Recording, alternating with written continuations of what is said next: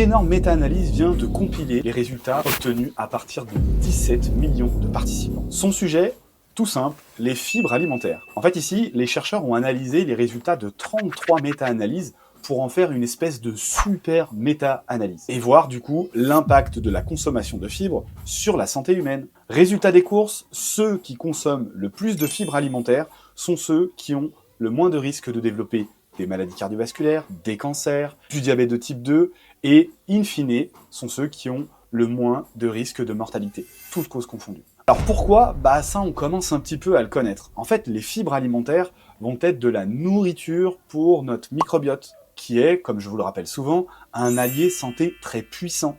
C'est un petit peu finalement la boîte noire qu'on a eu du mal à étudier jusqu'à maintenant, puisque les outils technologiques qu'on avait à notre disposition ne nous permettaient pas d'aller aussi loin, mais on savait déjà que les fruits, les légumes et les céréales complètes avaient un effet positif. C'est juste que maintenant, on décrypte nettement mieux la mécanistique entre ce qu'on mange, ce qui se passe au niveau microbien et ce qui se passe sur notre santé. Et pourtant, malheureusement, malgré ces discours positifs, encore trop de gens ne consomment pas assez de fibres alimentaires tous les jours.